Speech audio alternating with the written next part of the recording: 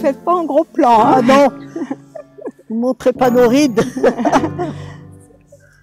Nous sommes à Lambézélec, ancienne commune, rattachée à Brest. Bon, notre résidence, Espace Séville, se trouve dans le domaine de l'Anrose, qui veut dire montagne de Lande. Autrefois, ce domaine qui est très vaste appartenait aux sœurs de Jésus du Temple. Et les sœurs, il y avait une ferme avec animaux, Oui. culture. Certaines étaient blанchisseuses, La blanchisserie n'existe plus, mais il y a l'emplacement. certaines étaient soignantes et se rendaient dans les familles. Les blanchisseuses, elles, recevaient le linge des Brestois et allaient le reporter avec au début leur carriole, puis ensuite, alors, après la guerre, avec les automobiles. Bon, là où nous nous trouvons, où se trouve notre résidence, était la clinique de l'Anrose. Moi, j'ai connu ce coin où il n'y avait que des champs après la clinique. La rue Théodore Botrel, il n'y avait pas de rue, hein. C'était que des champs partout et des fermes. En septembre 1952. Bon, je pense que c'était la bénédiction, puisque la clinique a été ouverte quelques mois avant. Parce que la clinique appartenait aux sœurs.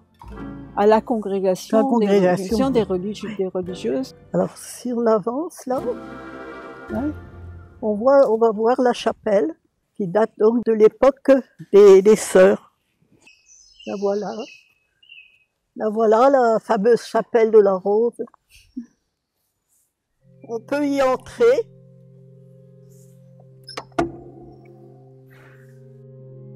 Nous voici dans la chapelle des sœurs. La chapelle a été construite après la guerre 39-45. Elle est de plan moderne pour l'époque, elle est d'un plan carré. Elle possède des vitraux, en particulier sur la face extérieure, sur l'entrée.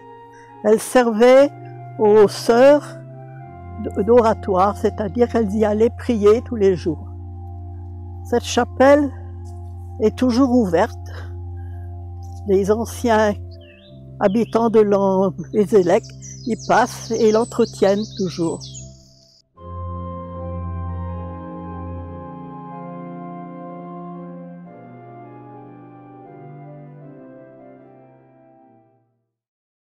Nous allons visiter la grotte.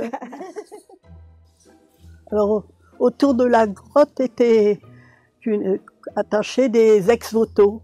Les gens venaient remercier la Vierge, parce qu'elle était dédiée à la Vierge.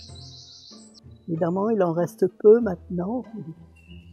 Et c'est ici qu'il faisait un reposoir alors, pour la fête Dieu. Et la plupart des habitants de Lambézélec venaient ici pour prier, pour chanter des chants religieux, évidemment.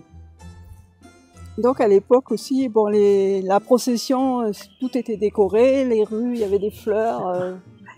Plus bas, ici, nous avons une fontaine.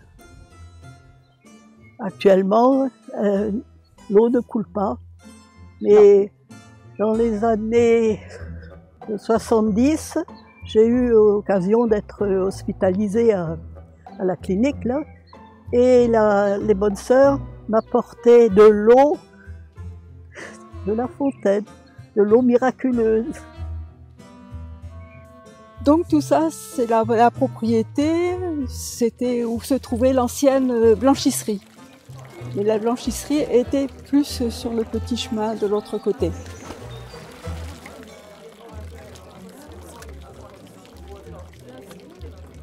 Puisqu'il y a un petit ruisseau, un petit cours d'eau qui passe là.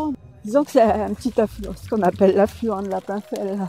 Ça s'appelle le Spernote, le nom du petit ruisseau.